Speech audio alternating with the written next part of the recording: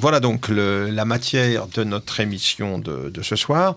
Et tout d'abord, le livre de Philippe Pichot-Bravard consacré à la Révolution française, publié aux éditions Via Romana, qui est sorti il y a déjà quelques mois, préfacé par Philippe de Villiers. On se doute donc qu'il ne s'agira pas là d'une apologie de la Révolution conçue comme un bloc tel que l'imaginait Clémenceau. C'est un ouvrage qui sera davantage inspiré, je dirais, par un esprit contre-révolutionnaire, mais nous en parlerons dans un instant. Philippe Pichot-Bravard est historien du droit. Il est professeur maître de conférence à l'université de Brest-Quimper. Il a publié aux éditions Tempora en 2008 Le pape ou l'empereur, les catholiques et Napoléon III.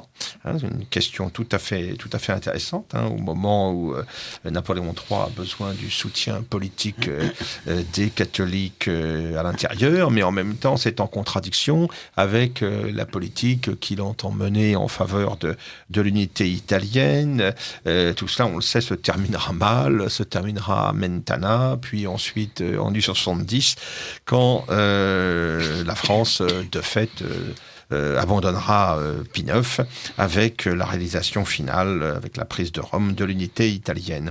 Il a également publié aux éditions Ellipse en 2012 Conserver l'ordre constitutionnel, 16e, 19e siècle. Alors, Conserver l'ordre constitutionnel a été publié aux éditions LGDJ. Ah, pardon, oui, ça porte sur le même sujet, mais c'est votre thèse, je crois. Voilà, exactement. Qui a été publiée. Alors, retenons, au-delà de la thèse de droit, qui doit être un ouvrage érudit et volumineux, retenons aux éditions Ellipse en 2012 Histoire constitutionnelle des parlements de l'ancienne France.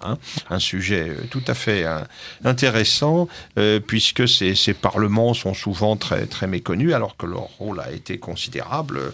Un rôle d'ailleurs très, très discutable. En fait, c'est une affaire au XVIIIe siècle. C'est une affaire qui est très embrouillée, que cette histoire des anciens parlements dans lesquels on a souvent du mal à se retrouver.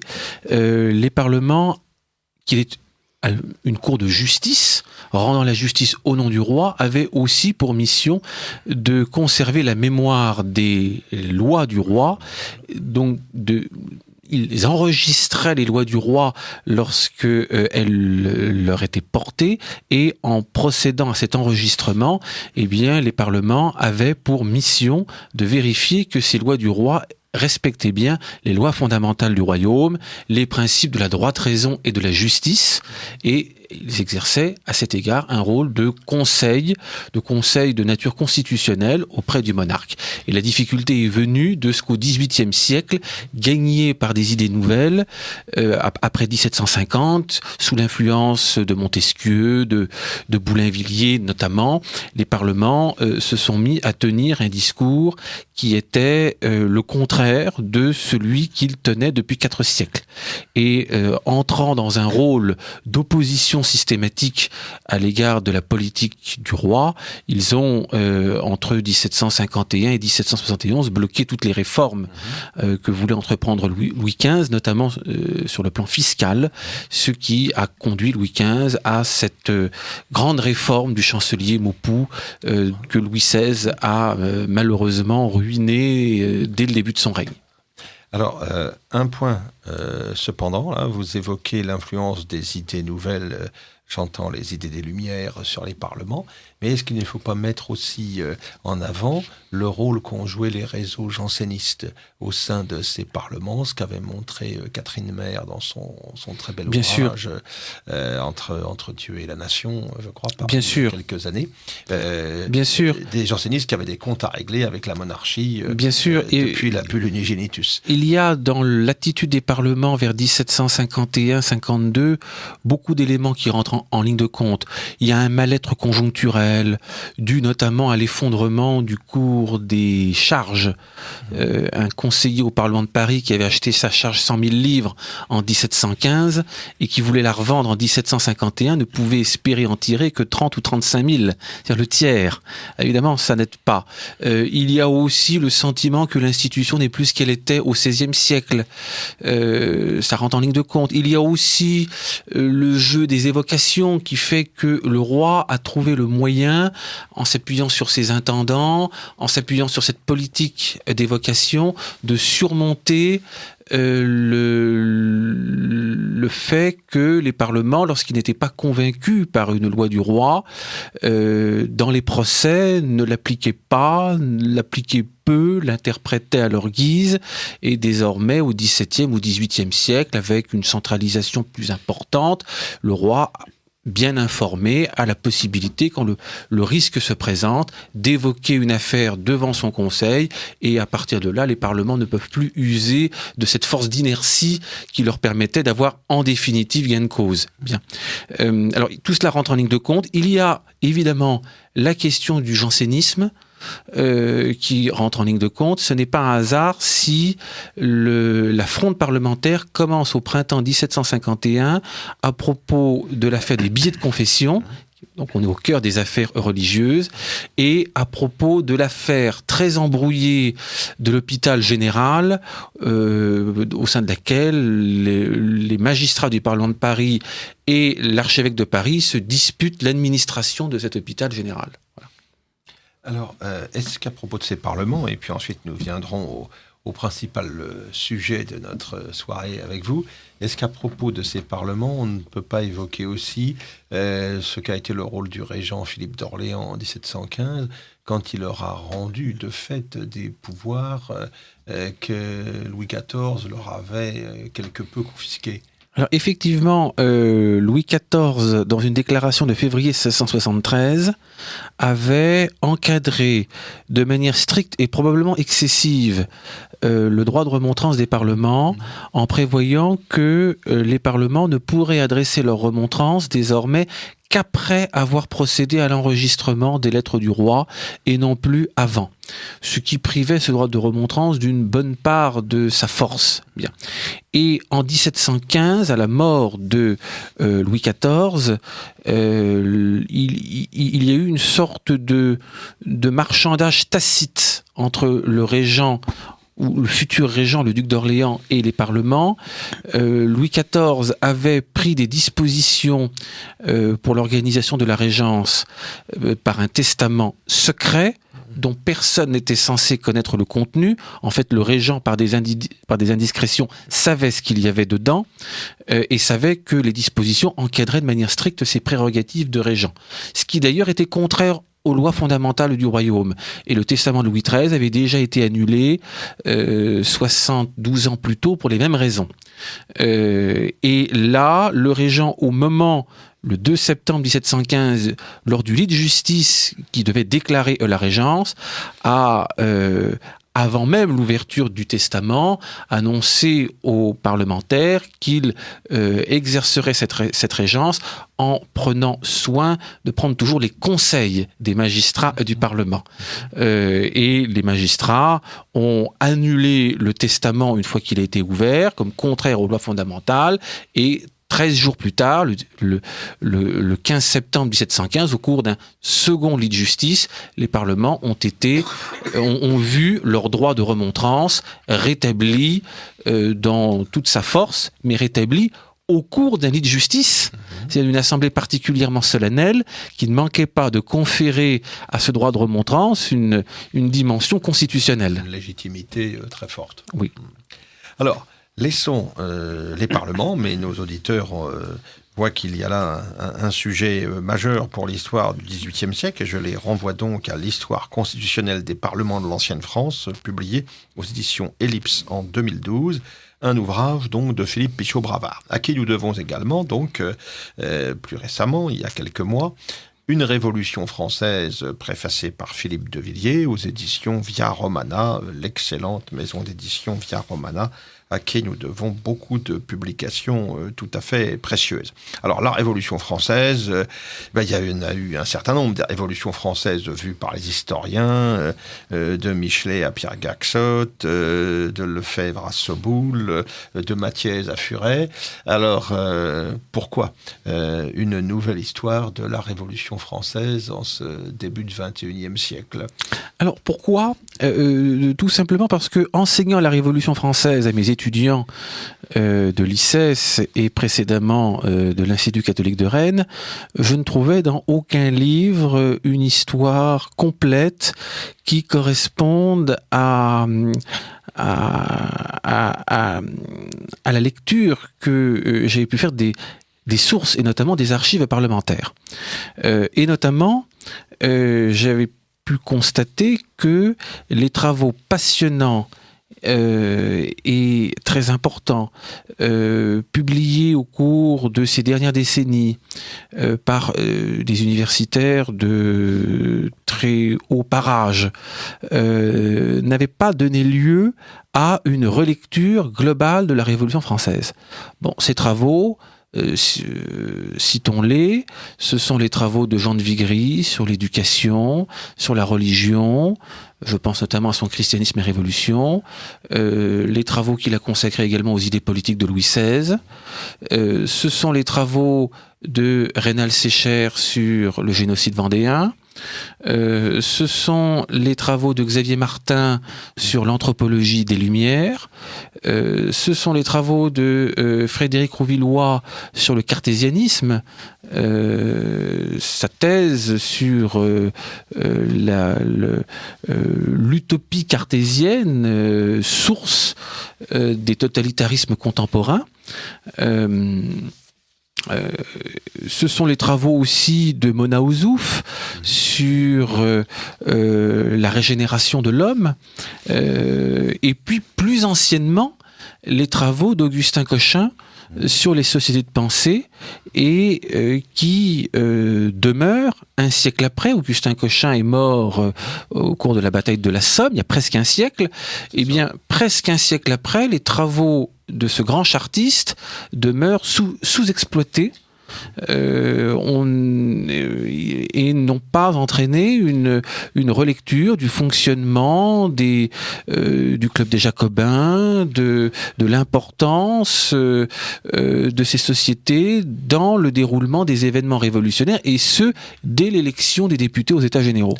Alors il faut quand même rendre cette justice à François Furet, c'est qu'il a dans son Pensée la Révolution réintroduit en quelque sorte Augustin Cochin avec Marx et Tocqueville comme autre grille de lecture, alors qu'effectivement c'est quelqu'un qui était complètement oublié, Augustin Cochin, complètement marginalisé, parce qu'il avait en particulier insisté sur ces fameuses sociétés de pensée sans se braquer exclusivement sur la dimension maçonnique, qui avait suscité de très nombreux ouvrages, mais souvent polémiques, qui ne présentaient pas toujours la qualité historique nécessaire. Et c'était tout l'avantage d'ailleurs de cette lecture, de montrer que le phénomène est beaucoup plus large. Voilà, tout à fait. Beaucoup plus riche. Le club des Jacobins, ce n'est pas une loge, mais c'est une société de pensée qui a joué un rôle très important. Vous écoutez Radio Courtoisie. Voilà. Et notamment, j'ai appliqué un certain nombre d'informations contenues dans les études d'Augustin Cochin à une analyse du fonctionnement des assemblées révolutionnaires, en m'appuyant plus particulièrement sur l'analyse des séances des 31 mai et 2 juin 1793, au cours desquelles les Girondins, devenus à leur tour des modérés, ont été éliminés par les montagnards. Et là, c'est une séance qui est, pour l'historien, absolument magnifique, parce que l'on a, de manière assez caricaturale, ce qui facilite l'étude, on a tous les traits, tous les éléments qui montre comment une minorité politique peut imposer sa volonté à une majorité désorganisée, passive, une majorité qui n'est pas intellectuellement armée pour résister à ce type d'instrument. comment la montagne s'impose au marais. Voilà. En gros. Hein. Alors, cette histoire de la Révolution française que vous nous proposez, si je comprends bien, il s'agit d'une histoire globale. Bien sûr, il y a le déroulement événementiel, il y a les grandes étapes que tout le monde connaît, depuis les 1789 jusqu'à l'époque thermidorienne, puis jusqu'au Directoire. Mais vous allez au-delà, dans la mesure où vous avez tenté d'apporter une réflexion plus générale sur les origines intellectuelles ou les origines idéologiques de la Révolution, origines que vous faites remonter à ce que Paul Hazard a appelé la crise de la conscience européenne, hein, la séquence 1680-1740 en gros, qui a préparé l'émergence au milieu du XVIIIe siècle des Lumières. Hein, l'encyclopédie, c'est 1750. Vous privilégiez beaucoup tout cet aspect idéologique, à juste raison d'ailleurs, hein, parce qu'on a donné de la Révolution des explications politiques, économiques, par exemple les mauvaises récoltes des années précédentes, des raisons politiques, c'est-à-dire la dette qui s'accumulait, le déficit des finances royales, mais la dimension idéologique est tout à fait importante et vous la mettez très clairement en lumière. Alors, quelles sont selon vous les étapes qui, sur ce terrain, ont préparé la grande rupture révolutionnaire? Alors, effectivement, comme vous le soulignez très bien, la Révolution est un phénomène extrêmement complexe, avec des causes multiples. Cette crise institutionnelle, ces difficultés à réformer le pays, cette crise de la dette, ces difficultés à financer les activités de l'État, ultimement ces difficultés économiques dues d'une part à un traité de libre-échange avec la Grande-Bretagne sur le plan industriel en 1786 qui conduit à une première crise de l'emploi en 88-89 autour de certaines grandes villes comme Rouen, Lille, Lyon et Paris, dans le milieu de l'industrie du textile, et puis difficultés climatiques qui font que la récolte de 88 n'a pas été bonne.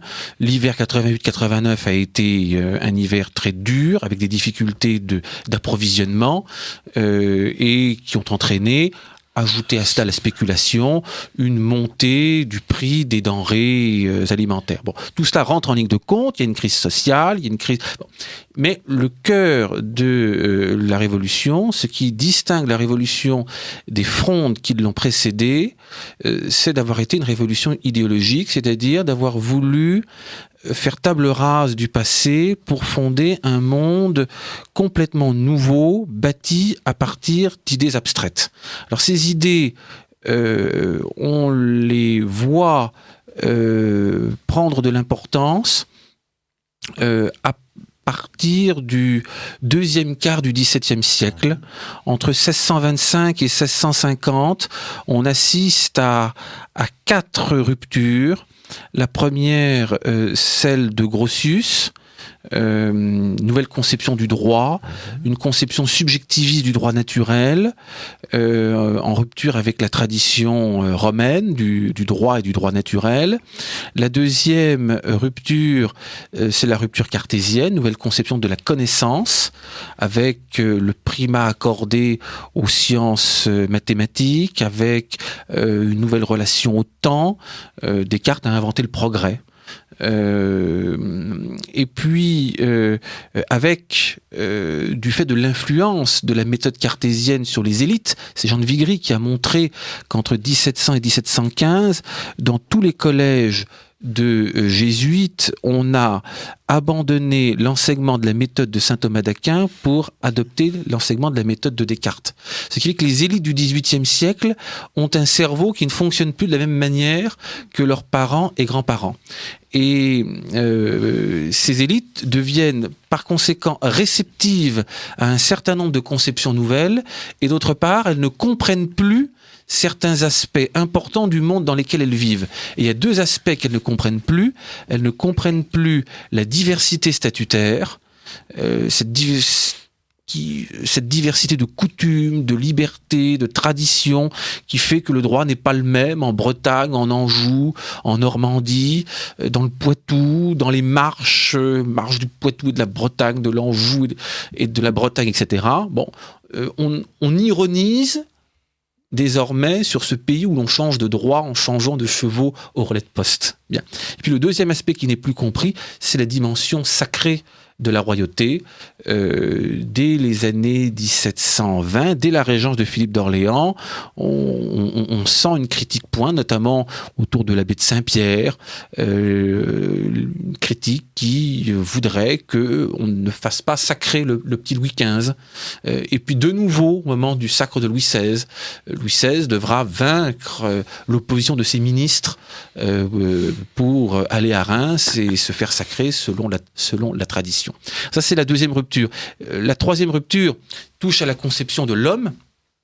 C'est la rupture anthropologique matérialiste, inaugurée par Gassendi, reprise ensuite par les encyclopédistes, par d'Holbach, Helvétius, Voltaire, Diderot, comme l'a montré Xavier Martin dans ses études. Cette rupture amène à un regard nouveau sur l'homme. L'homme n'est plus considéré comme une créature de Dieu avec un corps et une âme, une créature blessée par le péché originel, rachetée par le sang du Christ et vouée à l'éternité dans l'au-delà. On considère l'homme comme une petite machine qui réagit aux sensations qu'elle perçoit en fonction d'un seul et unique carburant, l'intérêt égoïste. Et cette conception anthropologique, elle va jouer un rôle très important dans l'entreprise révolutionnaire, parce qu'on n'aurait pas pu concevoir l'idée même de la régénération de l'homme, c'est-à-dire de faire naître un homme nouveau, de transformer l'homme, sans cette conception qui regarde l'homme comme une passivité que l'on peut détruire si elle fait obstacle à une régénération voulue pour le bien de tous, et que l'on peut transformer simplement en transformant, en agissant sur les sensations que perçoit cet homme, en transformant l'environnement qui est le sien. Voilà. Et toutes sortes d'institutions révolutionnaires prennent leur sens dès lors que l'on a bien en tête cette conception anthropologique sensationniste. Bien. Ça, c'est la troisième rupture. Et la quatrième rupture, c'est la conception individualiste et contractualiste de la société, en rupture avec la conception classique aristotélicienne et thomiste. Donc Hobbes, on est autour de 1645, Locke, 1690, Rousseau, 1762. Donc jusque-là, on considérait que l'homme était un animal politique, qui était naturellement fait pour vivre en société, que la société était naturelle à l'homme, que la famille était une réalité naturelle. Eh bien, désormais, on considère dans une perspective nominaliste qui remonte à Guillaume de Cam que l'homme n'est qu'un individu et que toute réalité sociale est le fruit d'une construction humaine, de la volonté humaine. Et à partir de là, la société a été créée par un contrat, les institutions ont été établies par la volonté humaine, le droit est l'expression d'une volonté humaine, et rien n'existe dans la société en dehors de cette volonté humaine qui s'exprime par l'instrument de la loi. Alors on peut s'interroger sur ces ruptures idéologiques à propos notamment de ce qu'a été la diffusion réelle de toutes ces nouvelles idées. On sait que l'encyclopédie, la collection de l'encyclopédie, c'est quelques milliers d'exemplaires, et Rousseau est finalement connu d'une toute petite minorité à la veille de la Révolution. Dans les cahiers de doléances qui expriment les revendications du pays, notamment les cahiers du tiers-État, personne en 1789, au printemps 89, ne remet en cause la monarchie, par exemple. Non, bien sûr. Personne ne remet en cause la monarchie, mais ces idées se sont répandus dans les élites, donc la noblesse de cour, la bonne noblesse de province, la bourgeoisie grande, moyenne et petite. Elle s'est répandue grâce à ce changement intervenu dans l'éducation qui a préparé les esprits, et puis elle se répand par le phénomène des sociétés de pensée qui ont été des courroies de transmission de ces idées nouvelles, les cabinets de lecture, les académies de province et les loges maçonniques. Voilà, il y en a 400 à peu près en France, en 1789, je crois, des loges. Alors, je n'ai pas le chiffre exact. La densité de plus en plus grande au fur et à mesure du temps, notamment dans les années 1780, et elles sont notamment de plus en plus nombreuses dans les régiments de l'armée, et ceci explique notamment l'attitude de l'armée en 1788 et 1789. Ce qui effectivement, comme vous le dites, explique un peu des réactions ou absence de réactions surprenantes. Il y a les gardes françaises qui passent du côté de l'émeute parisienne, il y a la mutinerie de Nancy l'année suivante. Et puis lors des journées de juillet 89, Louis XVI a fait techniquement ce qu'il fallait pour amener l'ordre à Paris. Quand on concentre plusieurs régiments, plusieurs dizaines de milliers d'hommes autour de Paris, que l'on confie la conduite de ces troupes à un nouveau ministre de la guerre qui se trouve être le meilleur général que l'on ait à disposition, le maréchal de Broglie. Bon, on fait tout ce qu'on est en mesure de faire pour ramener l'ordre, et il s'avère que ça ne suffit pas, parce que un certain nombre d'officiers sont déjà gagnés aux idées nouvelles, beaucoup de sous-officiers également, et que la désobéissance, l'insubordination se répand, et les manifestants savent que les forces de l'ordre qu'elles ont en face d'elles ne feront rien contre elles. Voilà. Et c'est comme ça que le roi a perdu le contrôle de Paris les 12 et 13 juillet 1789. Ensuite, le sort réservé au gouverneur de la Bastille a été un avertissement adressé à tous ceux qui pourraient avoir des velléités de résistance. Voyez ce qu'il en coûte de résister aux manifestations. Le gouverneur maintenant a sa tête au bout d'une pique, et une partie de la garnison aussi. Ceci était de nature à paralyser par la peur ceux qui auraient pu être tentés d'agir pour maintenir l'ordre traditionnel.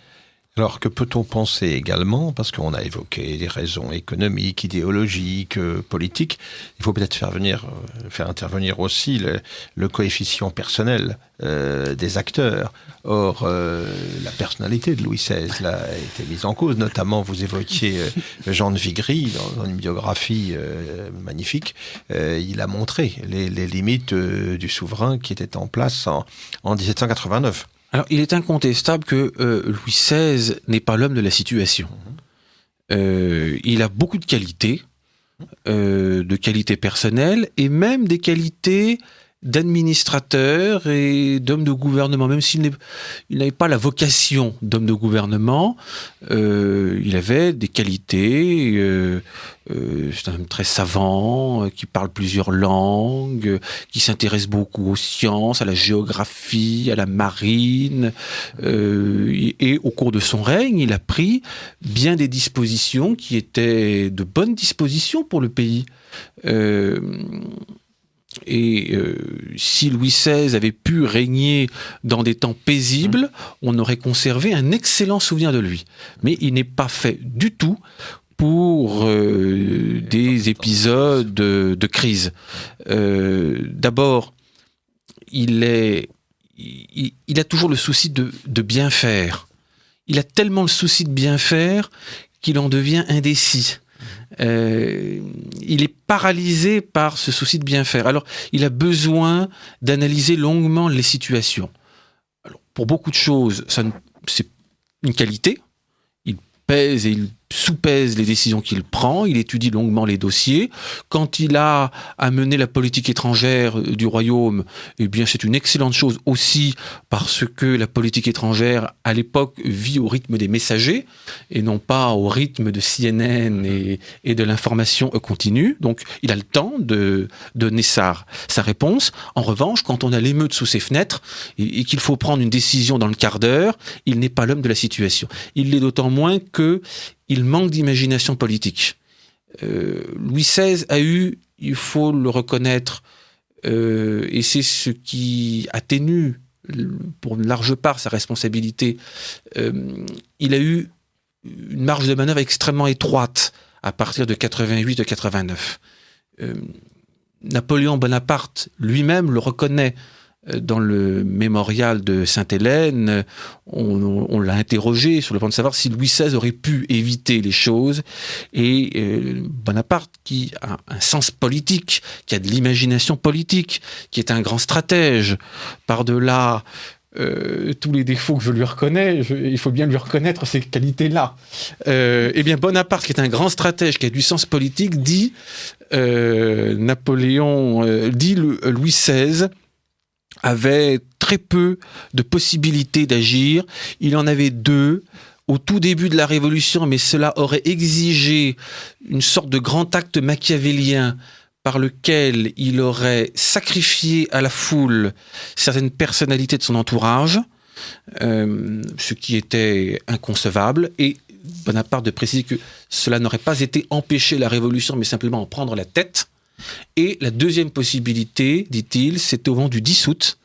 Au moment du 10 août, la Révolution était déjà fatiguée, la population était lasse du désordre, et Louis XVI aurait pu agir. Et effectivement, on voit à peu près ce qu'il aurait pu faire au moment du 10 août, lorsque le tocsin sonne à minuit dans la nuit du 9 au 10 août, qu'il sait qu'il est trahi par Danton, Santerre et Pétion, qu'il a grassement payé pour que l'insurrection n'ait pas lieu, et qui n'ont pas respecté leur engagement. Il sait qu'il a quelques heures devant lui, jusqu'à l'aube. 5-6 heures, c'est bien assez pour sauter à cheval. Il a 300 gentilshommes autour de lui.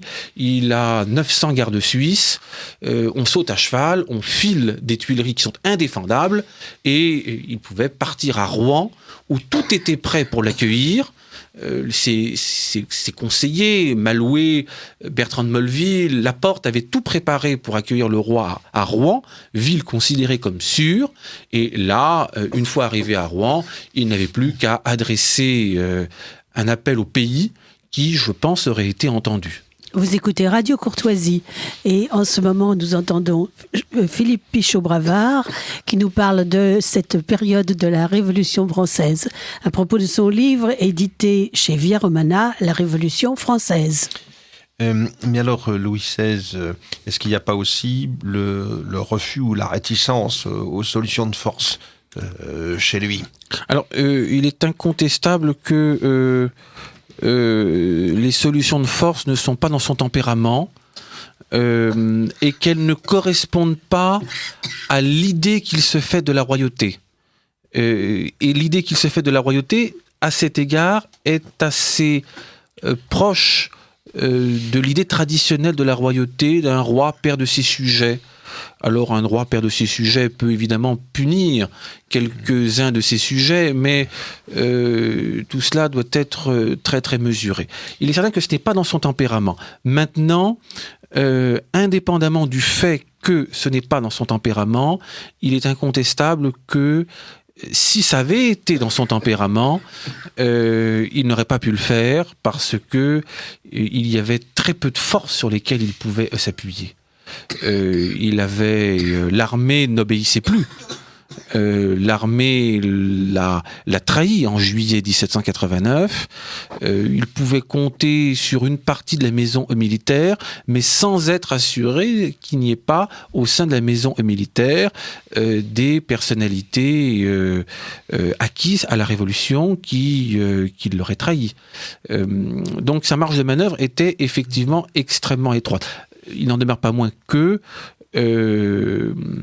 il a, au cours de son règne, avant la Révolution, commis certaines erreurs qui ont aggravé la situation. Je pense notamment au rappel des anciens parlements en 1774. Ça a été une erreur grave qui a porté à l'autorité royale un coup extrêmement sévère. Ça a été ensuite la convocation de l'Assemblée des notables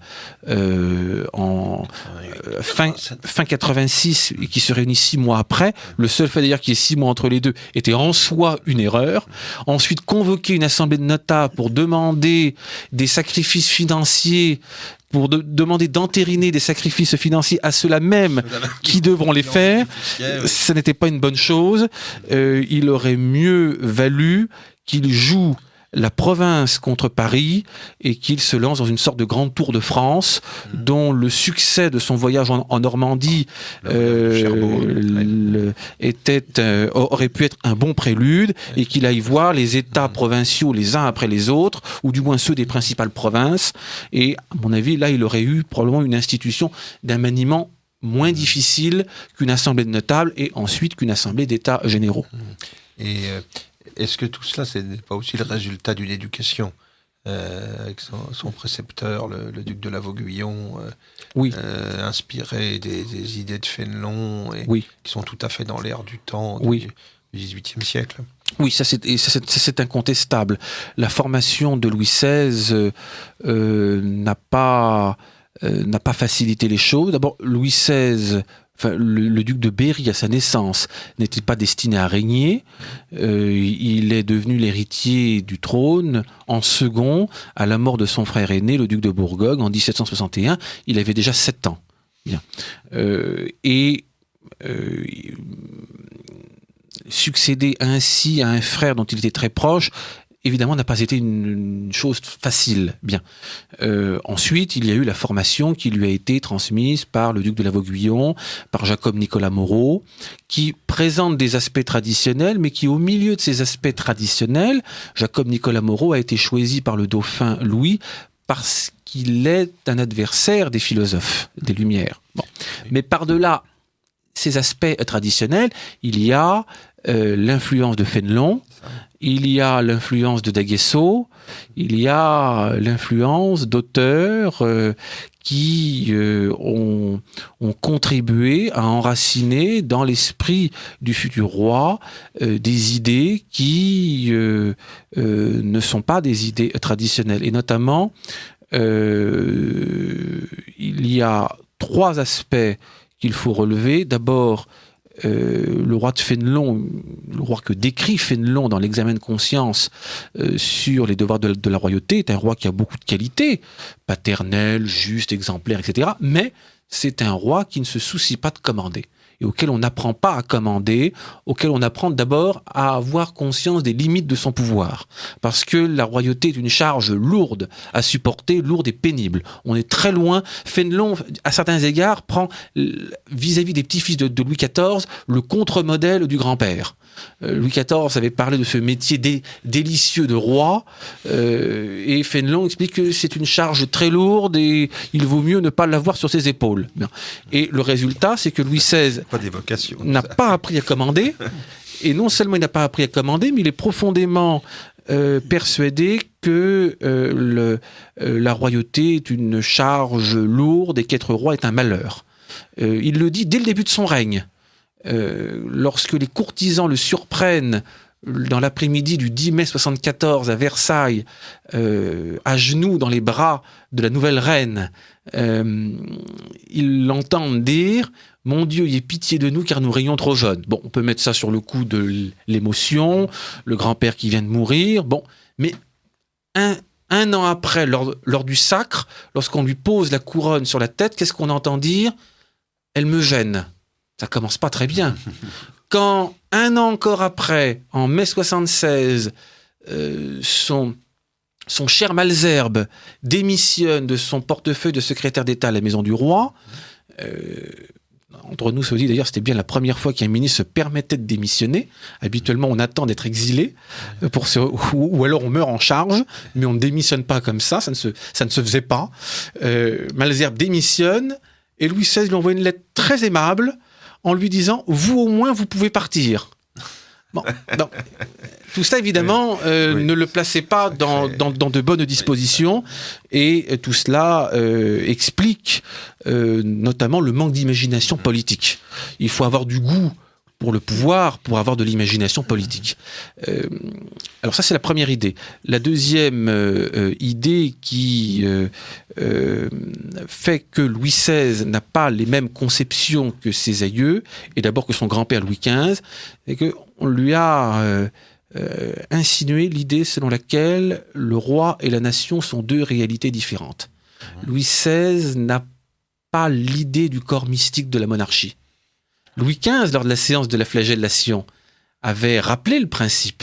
Il avait parlé des droits de la nation dont on ose faire un corps séparé du monarque. Est-ce que vous pouvez rappeler pour nos auditeurs cet épisode de la séance de la flagellation? La séance de la flagellation est un épisode extrêmement intéressant qui s'est déroulé au Parlement de Paris le 3 mars 1766, en pleine fronde parlementaire. Louis XV, en se faisant annoncer quelques heures seulement auparavant, est venu au Parlement faire prononcer en sa présence un discours d'une très grande fermeté dans lequel il vient réfuter les idées subversives développées par les parlements depuis 15 ans et dans lequel il vient réaffirmer les principes de la monarchie. Ce discours est passionnant parce que c'est 20 ans avant la Révolution, ce que la monarchie dit d'elle-même. C'est la doctrine officielle. Et Louis XV accorde une telle importance à cette intervention qu'il a fait préparer ce discours par une commission de hauts juristes. Lui-même, ensuite, fort de ses conseils, l'a rédigé. On reconnaît son style. Mais il y a plusieurs personnes, conseillers d'État, maîtres des requêtes, qui ont travaillé sur ce discours. Et deuxième aspect, Louis XV a fait une chose qu'il ne fait habituellement jamais. Il a pris le soin, autour de ce discours, de communiquer. Ce discours a été diffusé à plusieurs dizaines de milliers d'exemplaires aux quatre coins de l'Europe. C'est dire l'importance que le roi lui accordait. Et dans ce discours, Louis XV réaffirme les principes de la monarchie absolue. C'est en ma personne seule, dit-il, que réside le pouvoir législatif sans dépendance et sans partage. Et il ajoute, nuançant le propos, que l'esprit de la monarchie est l'esprit de conseil, de justice et de raison. Et que par conséquent, les remontrances seront toujours reçues favorablement dès lors qu'elles respireront cette modération qui est le caractère propre du magistrat et de la vérité. En effet. Oui, on voit bien la différence entre le grand-père et le petit-fils. Le grand-père avait le sens du commandement. Voilà, tout à fait. Alors, vous avez évoqué tout à l'heure, à propos du 10 août, Louis XVI qui pensait s'être mis dans la poche, si l'on peut dire, Danton, Pétion, etc. Il y avait eu un précédent malheureux aussi avec Mirabeau.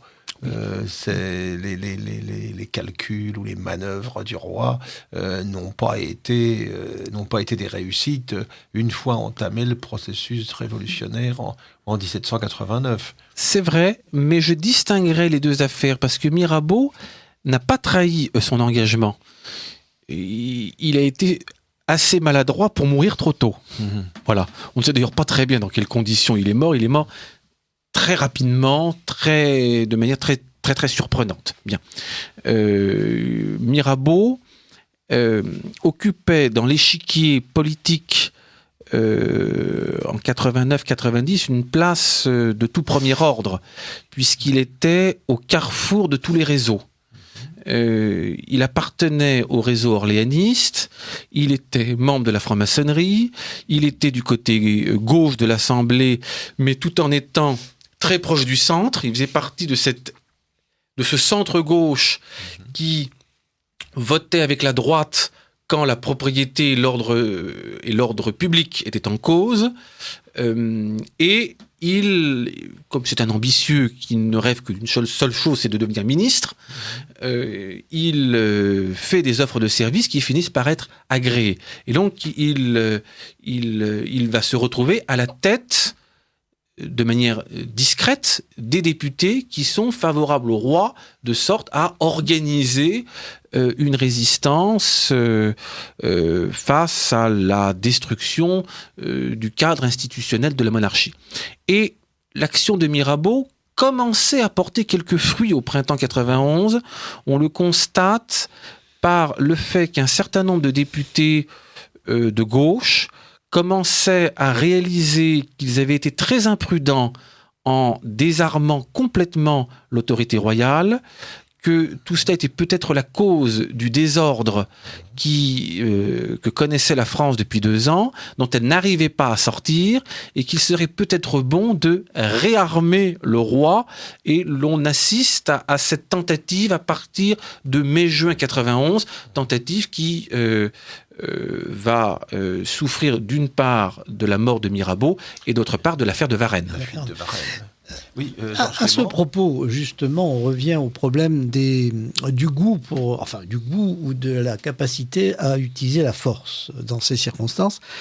À Varennes, il y a eu quand même la proposition d'un officier de cavalerie de disperser la foule et de libérer le roi. Oui. Et il l'a refusé. Il l'a refusé. Alors, il l'a refusé effectivement parce que il estimait très probablement que dans le cadre de cette petite ville de Varennes, l'opération était extrêmement risquée. Et d'autre part, les soldats qui lui proposaient cette opération militaire étaient précisément ceux qui n'étaient pas à leur poste quand la berline royale a traversé les différents relais de poste après Chalon-sur-Marne, notamment à Sainte-Ménéhould et à Clermont-sur-Argonne et ensuite à Varennes. Alors comment faire confiance à des gens qui n'ont pas été capables d'assumer la mission simple qu'on leur avait confiée la veille? Oui, mais on peut répondre comment faire confiance à ce moment-là à un retour à Paris dans ces circonstances. Ce que vous montrez là, c'est que la prise de risque, il était incapable d'une prise de risque. La prise de risque, oui. Pas du tout préparé, je pense personnellement, à ce genre de situation. Vous écoutez Radio Courtoisie, le libre journal des historiens, dirigé par Philippe Conrad, assisté de Nicole. Et autour de la table, nous recevons Philippe Pichot-Bravard, qui nous parle de son livre sur la Révolution française, édité aux éditions Via Romana. Et Georges Clément est parmi nous aussi, qui nous parlera en seconde partie. Nous avons 3 messages. Alors peut-être juste avant le message, un dernier élément sur cette affaire de Varennes. Il y a peut-être un élément psychologique qu'il ne faut pas négliger.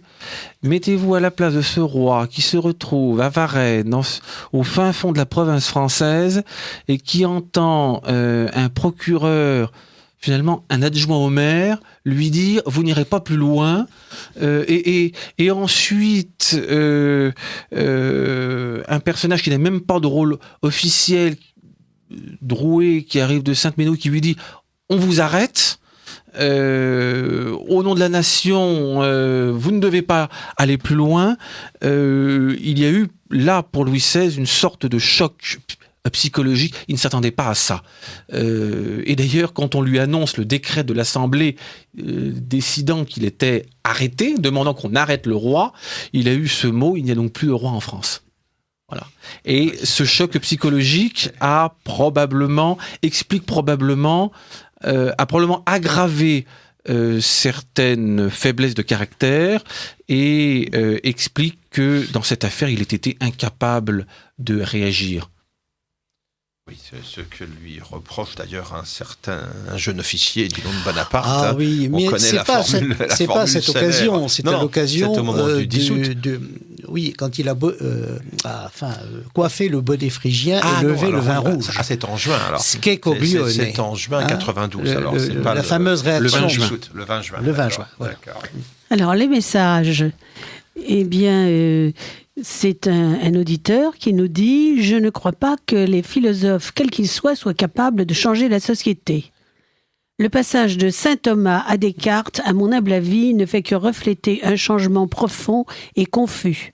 Merci pour votre excellente émission. » Et puis une auditrice nous dit « Merci à Monsieur Philippe Conrad et à ses invités d'être là ce soir. Après avoir été privé de Radio Courtoisie quelques jours, je rentre chez moi pour entendre la meilleure émission du mois. » Un auditeur nous dit « Pourquoi cette haine des francs-maçons contre Louis XVI et la monarchie ? Que pensez-vous de ses successeurs, Louis XVIII et Charles X ?» Alors bon, peut-être concernant les francs-maçons, leur hostilité à la monarchie. Alors leur hostilité, il est difficile d'être précis. Ce que je peux simplement relever, c'est que ces milieux éclairés dont font partie les francs-maçons sont profondément hostiles à la royauté sacrée. Leur idéal politique, c'est le despotisme éclairé d'un Frédéric II ou d'une Catherine II ou d'un Joseph II. Voire la monarchie anglaise. Voir la monarchie anglaise, peut-être pour les plus modérés d'entre eux d'ailleurs. Si Louis XVI avait accepté de devenir un despote éclairé, s'il avait accepté de ne pas se faire sacrer, il n'aurait probablement eu aucun problème. Il est de fait que les derniers philosophes, ceux qui ont survécu à tout, après un petit tour en prison en 93, comme tout le monde d'ailleurs, ou presque, ont fini au Sénat napoléonien parce que ils trouvaient dans la formule impériale la formule de despotisme éclairé qui leur convenait. Alors, s'agissant de Louis XVIII et de Charles X, Louis XVIII lui avait un sens politique. Lui avait de l'imagination politique. Il est arrivé dans une situation qui était extrêmement délicate, après 25 années de guerre et de guerre civile, dans un pays extrêmement divisé, et l'enjeu était de réconcilier les Français, de réconcilier les deux France, la France des Blancs qui avaient souffert de la Révolution, et qui attendait la récompense de sa fidélité, et la France des Bleus qui avait gouverné le pays pendant 25 ans et qui avait acquis un certain nombre de positions et qui craignait de les perdre. Bien, il a dû réconcilier tout cela et cela exigeait un certain nombre de compromis. Alors, a-t-il été trop loin dans le compromis ? Il est allé plus loin qu'il ne le voulait lui-même. La preuve en est qu'il était obligé de conserver le Concordat de 1801 et les articles organiques, alors que initialement il avait engagé des négociations avec le Saint-Siège et qu'un nouveau Concordat avait été signé avec Rome en 1817. Il a été obligé de conserver l'université impériale centralisée, alors que initialement, en 1814-1815, on sent une volonté de donner une liberté, de rendre la liberté à l'enseignement et de rendre à l'Église son rôle dans l'enseignement. En revanche, ce qu'il a conservé par facilité, et à mon sens il a commis une grave erreur, c'est la centralisation napoléonienne, départementale, préfectorale, dont le défaut dans le contexte de la Restauration était de centraliser à Paris toutes les ambitions, toutes les intrigues, tous les calculs, au lieu de permettre aux élites de pouvoir exercer des responsabilités localement. Et ce faisant, on rendait la situation politique à Paris explosive. Voilà. Mais cette centralisation que vous reprochez à Louis XVIII, qu'il héritait de Napoléon, Tocqueville a montré qu'elle était déjà en action avant la Révolution. Elle avait commencé, mais elle a été très fortement accentuée avec la Révolution et avec le consulat. Je pense même que entre l'avant et l'après, et je le dis en ayant beaucoup d'admiration pour l'œuvre d'Alexis de Tocqueville, je crois qu'il y a eu un changement de nature. Parce que même si Richelieu et Colbert avaient étouffé les libertés des corps intermédiaires, même s'ils avaient opéré une centralisation grandissante avec les intendants, il n'en demeure pas moins que la monarchie restait tributaire de conception traditionnelle et restait respectueuse de la diversité statutaire, des libertés des provinces, des libertés historiques, et ces libertés qui ont été balayées lors de la nuit du 4 août. Et c'est cette destruction des réalités historiques qui a doté l'État d'une puissance de tir incomparablement plus forte que ce qu'elle était sous l'Ancien Régime. Alors en même temps, ça c'est le résultat de la centralisation jacobine, de la dictature montagnarde, puis du système napoléonien ensuite, mais la première révolution dans la Constitution de 1791, elle se veut, elle, tout à fait décentralisatrice. Oui. On est tout à fait dans un autre scénario, là. On décentralise, mais tout en détruisant les réalités historiques, les traditions, les coutumes. Oui, c'est ça. On décentralise tout en uniformisant. Tout à fait. C'est le modèle américain, en fait, aussi, d'une certaine mesure. Hein. Je voulais justement à ce propos revenir à quelque chose dont vous aviez parlé récemment lors d'une émission que nous avons fait ensemble, les révoltes fiscales. Or, d'après ce que j'ai compris, dans ces révoltes fiscales, le fait que dans certaines provinces, la fiscalité était différente de la province voisine, déclenchait et était reçue comme une injustice profonde. Donc, on ne peut pas non plus considérer que la centralisation n'allait pas dans le sens de ce que le peuple, en tout cas pour le coup, voulait, c'est-à-dire être traité à Saintes, si j'ai bien compris, comme à Bordeaux, pour simplifier. Alors, je ne suis pas sûr. Je crois que vous avez très légèrement inversé la perspective. Dans les révoltes fiscales, qui sont nombreuses au XVIe et au XVIIe siècle, surtout sous Louis XIII et pendant la régence d'Anne d'Autriche, on ne se révolte pas parce que l'on veut que la province voisine soit traitée comme vous, parce qu'on ne sait pas très bien ce qui se passe dans la province voisine. On se révolte parce que le gouvernement central augmente les impôts, supprime les États provinciaux, vous impose des charges nouvelles que vous n'aviez pas à payer jusque-là, ne respecte pas les libertés de la province, et c'est au nom des libertés, des franchises de sa province que l'on se révolte. Les bonnets rouges de Bretagne se sont révoltés pour défendre les privilèges historiques de la Bretagne.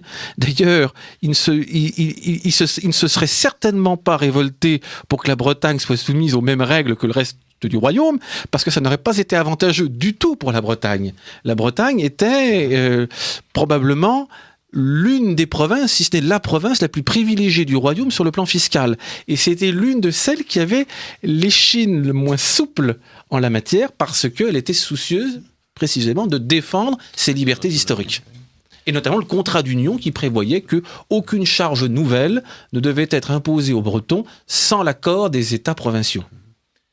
Alors, cette révolution française, elle a fait l'objet d'interprétations diverses. Il y a un débat qui me paraît très intéressant, qui tourne autour de la fameuse formule de Clémenceau, la révolution c'est un bloc, alors qu'à l'inverse, on a vu plusieurs spécialistes à diverses époques nous expliquer qu'il faut distinguer plusieurs révolutions. La première révolution française s'intégrant dans ce que Jacques Godso appelait les révolutions atlantiques. Il la plaçait dans le même registre que la révolution anglaise de 1688 ou que la révolution américaine de 1776. Et puis la partie terroriste, la partie correspondante à la dictature montagnarde, aurait été en quelque sorte un accident de parcours, une dérive, un dérapage débouchant sur une catastrophe, mais qui n'était pas inscrite dès le départ dans le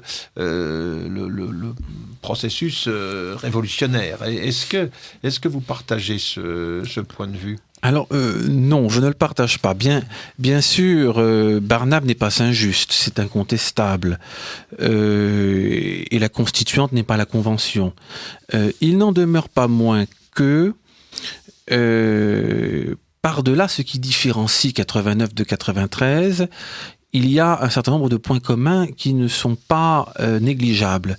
D'abord, cette volonté de régénération par la mise en œuvre de principes abstraits, d'idées abstraites. Ça, c'est un point qui assure l'unité de la Révolution. Ensuite, la volonté de rationaliser, d'uniformiser les institutions, le droit, assure l'unité de cette Révolution. L'hostilité à l'Église catholique, pas l'hostilité aux sentiments religieux que l'on instrumentalise au profit de la patrie, au profit de la Révolution, au profit de la République, au profit de ce que Jean de Vigry appelait la patrie révolutionnaire. Non, pas cela. L'hostilité à l'Église catholique qui est visible dès 89, dès la Déclaration des droits, dès le refus 3 fois réaffirmé en août 89, en février 90 et en avril 90, de ne pas faire de la religion catholique la religion nationale, dès la nationalisation des biens du clergé qui prive le clergé des moyens matériels d'assurer le fonctionnement des écoles, des universités, des hôpitaux, de porter secours aux pauvres, de remplir ses missions scolaires, universitaires, sociales et hospitalières. Remarquez un point, on a nationalisé les biens du clergé parce que on voulait, en puisant dans ce patrimoine, répondre à l'enjeu de la dette. Mais on aurait très bien pu se contenter de ne nationaliser que le quart ou le tiers du patrimoine du clergé.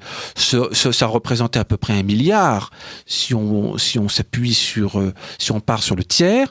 1 tiers, 1 milliard. Avec 1 tiers, on arrivait à diminuer suffisamment la dette pour que le service de la dette redevienne très nettement supportable. Ensuite, c'est à l'État de faire les efforts qu'il a à faire. Bon. Mais ce n'est pas le chemin que l'on a choisi. On a choisi de tout nationaliser. Et parce que on voulait la destruction du clergé en tant qu'ordre. Bien.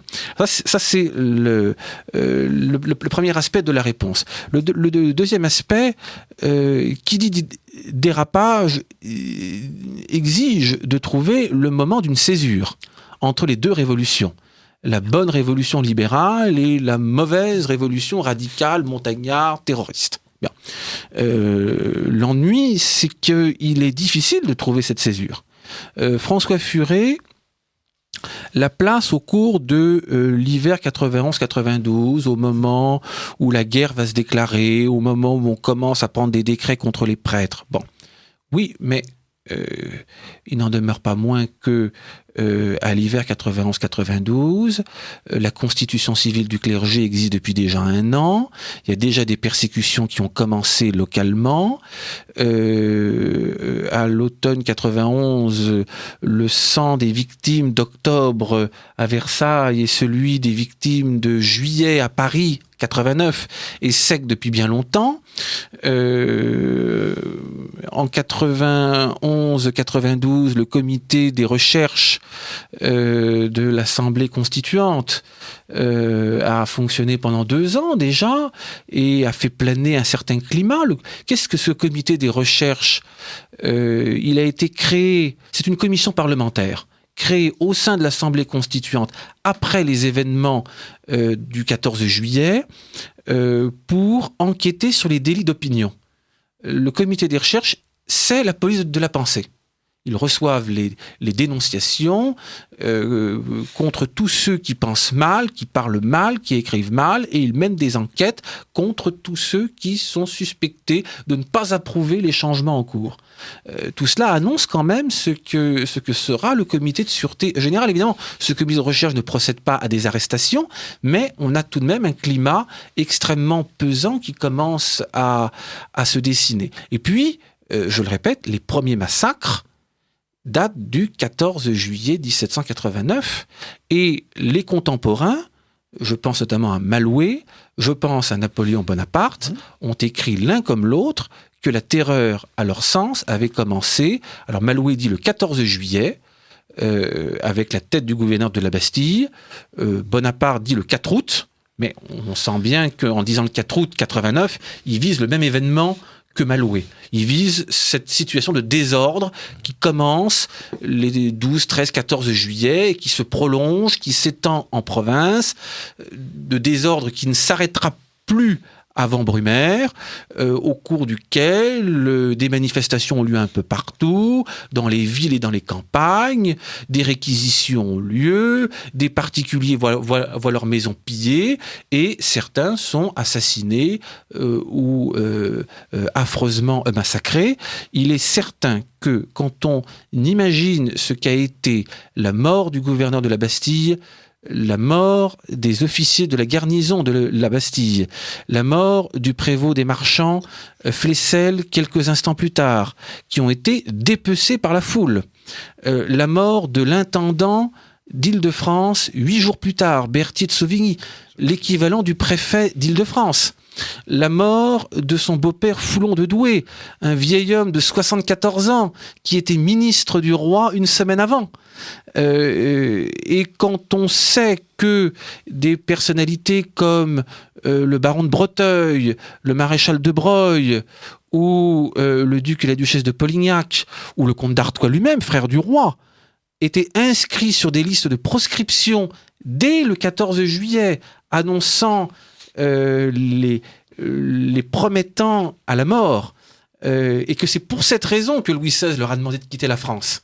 Bien, il y a là, incontestablement, un climat de terreur qui est présent, qui n'a pas attendu le décret du 5 septembre 93, et ce climat de terreur montre que la terreur de 93 de 94 n'est pas un dérapage, elle est dans les gènes de la Révolution française. Vous écoutez Radio Courtoisie.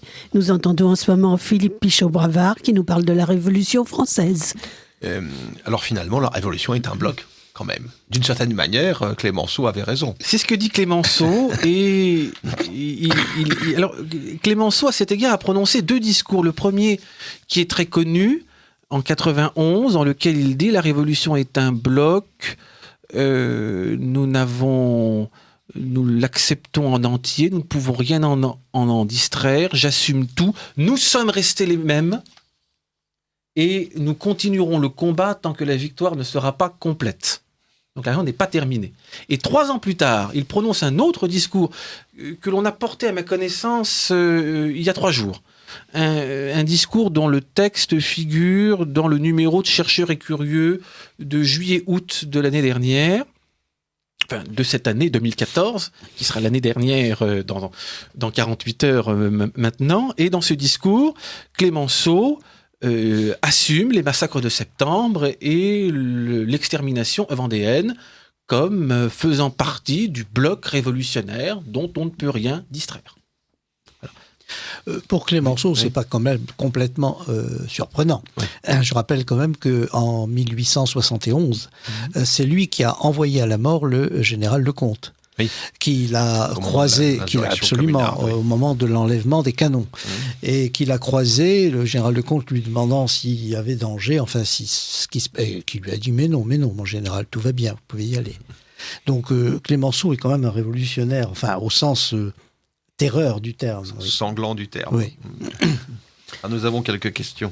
Oui, c'est une auditrice qui nous dit on dit Louis XVI indécis et faible, notamment lors de la journée du 20 juin 1792. S'il a finalement accepté de porter le bonnet phrygien, il avait longtemps résisté avant de sanctionner la constitution civile du clergé. Alors pour rebondir sur cette question, on peut reprocher à Louis XVI d'avoir été indécis et faible. Je ne lui ferai pas ce reproche pour la journée du 20 juin 92. Parce que dans cette journée-là, il n'a rien lâché. Il a accepté de porter un couvre-chef ridicule et de boire un coup au goulot. D'accord, c'est pas glorieux. D'accord. Bon, il avait l'émeute sous ses fenêtres, pas sous ses fenêtres, il avait l'émeute autour de lui et les couteaux pratiquement posés sur sa gorge. Et qu'exigeaient les manifestants ? Ils exigeaient qu'il retire son veto à 2 décrets, dont l'un frappant les prêtres réfractaires et l'autre portant sur l'établissement d'un camp de fédérés aux portes de Paris. Et Louis XVI n'a pas cédé. Les manifestants sont rentrés chez eux sans avoir obtenu le retrait du veto. Ce jour-là, il a été très courageux dans des circonstances extrêmement difficiles. Oui, ça c'est vrai, c'est l'histoire. Simplement, l'image qu'il a donnée à des tas de gens, c'est pour ça que la réflexion de Napoléon Bonaparte est intéressante, parce que c'était un jeune garçon dans la foule, c'est une image de démission. Voilà. Alors, il faut ajouter que le 20 juin, un décret de l'Assemblée avait dissous la garde constitutionnelle du roi. Alors là où il a commis une bêtise, c'est qu'il aurait dû mettre son veto à ce décret, parce que le droit de veto était là pour lui permettre de protéger ses prérogatives constitutionnelles.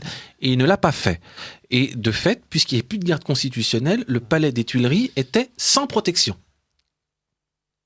Alors un auditeur nous dit « On ne parle jamais des critiques que Babeuf a très vite émises à propos des agissements des révolutionnaires. Il réagit vivement dès la prise de la Bastille. Il a parlé de dépopulation lors des massacres en Vendée. » Alors, je ne connais pas les critiques portant sur la période de la prise de la Bastille. En revanche, effectivement, Babeuf a publié un ouvrage sur le système de dépopulation, épinglant même le populicide commis en Vendée. Le terme va très loin. Et il a été le premier à dénoncer l'horreur de ce qui avait été commis contre la population vendéenne. En même temps, c'est un peu un travail de commande que lui commande Fouché pour se mettre un peu à l'abri des accusations qui peuvent le viser après Thermidor. Fouché avait beaucoup de choses à se faire pardonner. Et puis, il faut rappeler aussi que Gracchus, donc Babeuf, est quand même le premier théoricien du communisme. Oui, bien sûr. Et qu'au fond, souvent, on entend dire sur la Révolution française que c'est le début ou le prélude à la révolution bolchevique plus tard. Sur le plan idéologique, au début, ce n'est pas vrai. Par contre, avec Gracchus Babeuf, oui. Il sera reconnu comme tel d'ailleurs par les bolcheviks qui en feront un grand ancêtre. Et par ailleurs, si on renverse la perspective, les bolcheviks ont puisé dans la Révolution française les méthodes, le vocabulaire, la dialectique, l'inspiration dont ils avaient besoin pour mener leur révolution. La lutte contre les Vendées, notamment. Lénine, je renvoie pour cela à l'excellent livre d'Alain Besançon, Les origines intellectuelles du léninisme, qui montre bien cette filiation. Il y a d'autres éléments dans le bolchevisme, toute la tradition nihiliste notamment. Il y a tout cet héritage. Et l'héritage communard. Quand il réfléchit à l'outil qu'il va placer, parce qu'il n'y a pas d'autre terme, à la tête de la Tchéka, il dit « J'ai besoin d'un bon Fouquier-Tinville ». Voilà. Ça sera Dzerzhinsky. Alors, il y a une question encore d'un auditeur. En quoi Napoléon est-il ou n'est-il pas le fils de la Révolution ? Là, c'est un long débat. Si on veut en parler, il y en a pour longtemps. Alors, écoutez, il est le fils, j'allais dire, parce qu'il est tombé dedans quand il était petit. Non, mais c'est pas une boutade. Effectivement, il sort d'Auxonne, de Brienne, pardon. Il est lieutenant. Enfin bref, il est tout jeune et donc les événements l'entraînent.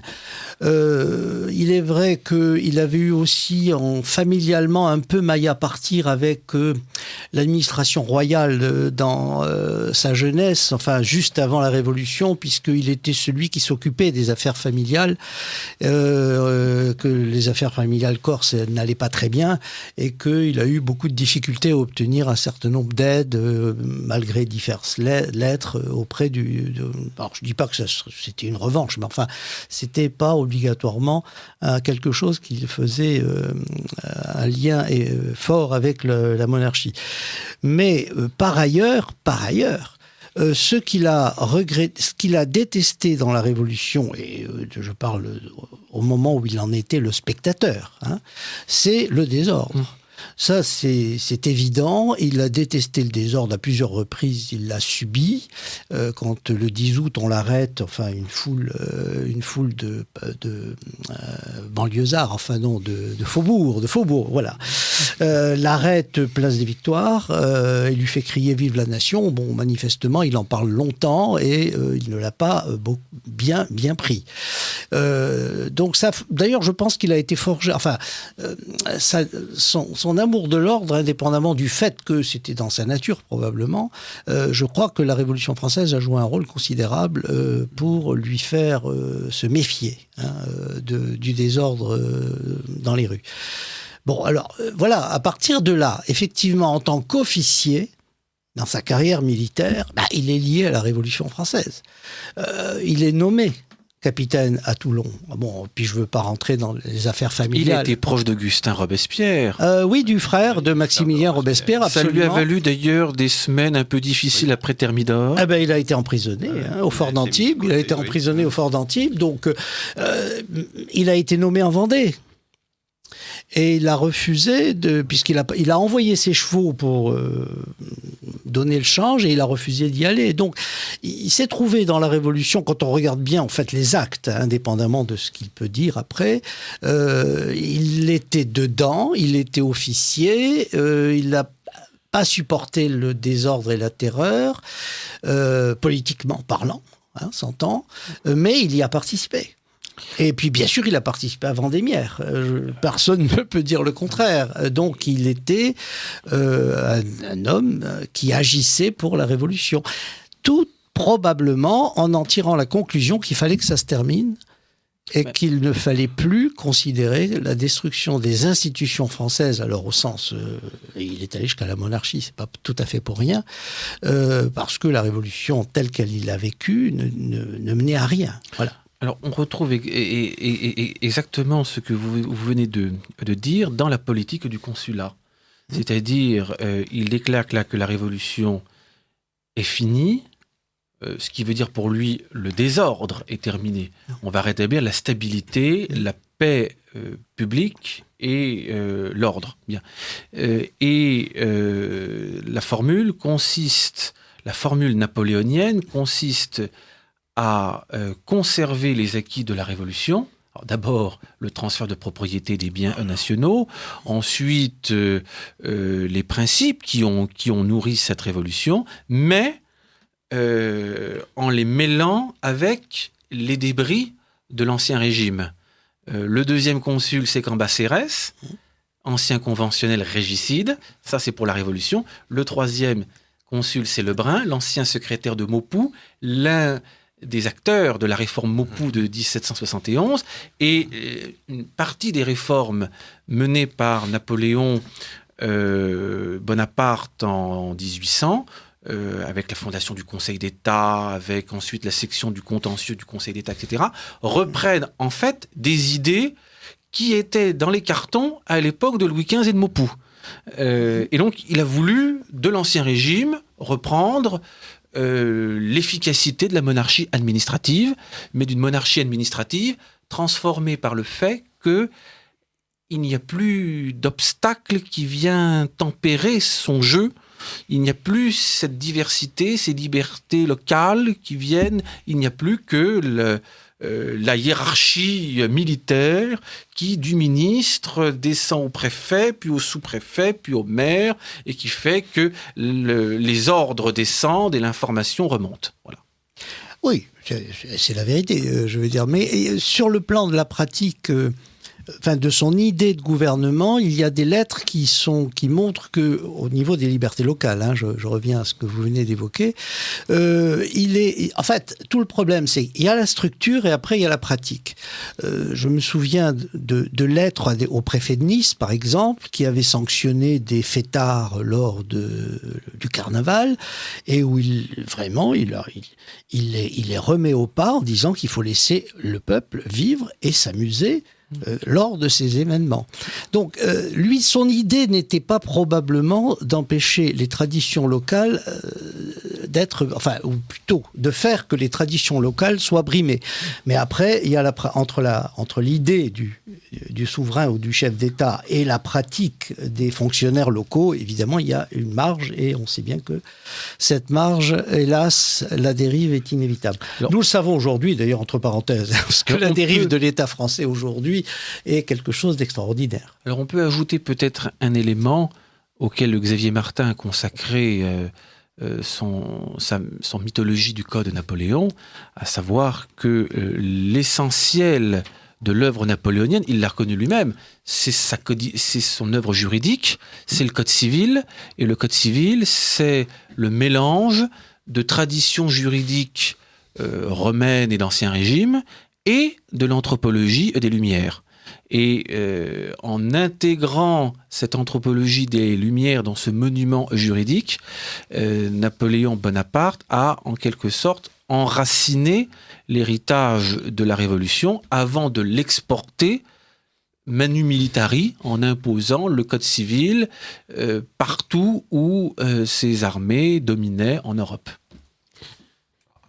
Vous écoutez Radio Courtoisie et nous avons une question, ou plutôt un avis d'un auditeur qui nous dit: Monsieur Pichot-Bravard, votre portrait de Louis XVI est la plus forte démolition du principe monarchique. Oh, alors là, il doit y avoir de la provocation chez cet auditeur, parce que il doit bien savoir que ce n'est pas du tout à mon intention, d'autant que il faut reconnaître à Louis XVI cette qualité immense d'avoir été très grand dans le malheur et d'avoir su, face à une situation sur laquelle il avait très peu prise, d'avoir su se sacrifier, accepter son malheur et l'offrir en sacrifice pour la rédemption de son peuple. Et la mort de Louis XVI a montré ce qu'était la véritable nature de la royauté française, c'est-à-dire un principe reposant sur le sacrifice du chef, père de ses sujets, pour le bien de ses sujets. Alors, un dernier point, pendant les quelques minutes qui nous restent avant la coupure de 7h30, c'est la comparaison qui a souvent été mise en avant entre la Révolution française et la Révolution anglaise de 1688. Qu'est-ce que vous pouvez nous dire à ce sujet ? Alors, Edmund Burke a répondu à cette question dès 1790 pour réfuter les discours d'un certain nombre de Whigs radicaux qui, en Angleterre, se réjouissaient d'une révolution française que certains d'entre eux avaient probablement d'ailleurs encouragée en sous-main. Et Edmund Burke explique que la révolution de 89 n'a rien à voir avec la révolution anglaise de 1688, parce que la révolution anglaise de 1688 est une révolution au sens astronomique du terme, dont l'ambition est de restaurer des libertés et des droits historiques que le temps a pervertis, abîmés ou que le temps a conduit à méconnaître.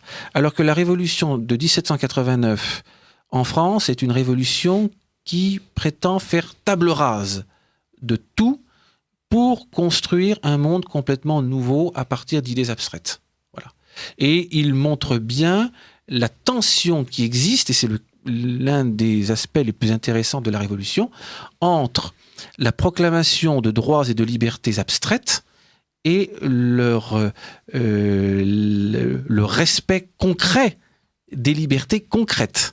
On le voit notamment lorsque, à l'article 1er de la Déclaration des droits, l'Assemblée constituante proclame que les hommes naissent et demeurent libres et égaux en droit, et quelque temps plus tard, elle instaure un système électoral qui distingue entre les citoyens passifs qui n'ont pas le droit de vote, ce qui représente 40% des hommes, les citoyens actifs qui ont le droit de vote mais qui n'ont pas le droit d'être élus, ce qui en représente encore 35%, et puis les citoyens actifs éligibles qui ont le droit d'être élus au conseil municipal et dans les assemblées d'électeurs, et puis quatrième catégorie, les citoyens actifs éligibles susceptibles d'être élus à la députation.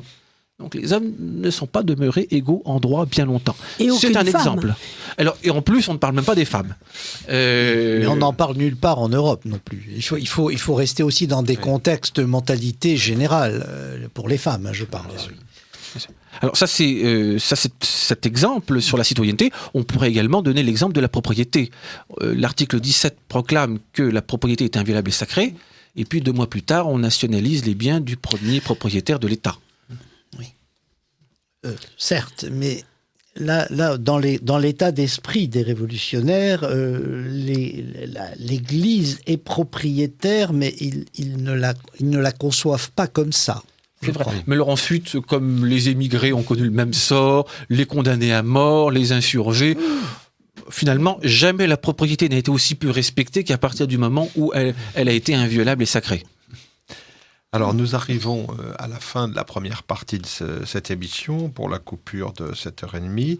Je rappelle donc l'ouvrage de Philippe Pichot-Bravard qui nous a accompagnés depuis 18h, La Révolution française, avec une préface de Philippe de Villiers, un ouvrage paru aux éditions Via Romana. Peut-on préciser juste un instant que cet ouvrage va recevoir le prix Renaissance, oui, tout à fait. Et que les auditeurs qui souhaiteraient participer à cette remise peuvent s'inscrire. Le dîner aura lieu le 4 février 2015 à l'Aéroclub de France. Ils peuvent s'inscrire auprès du Cercle Renaissance, 138 rue de Tocqueville, dans le 17e à Paris. Merci.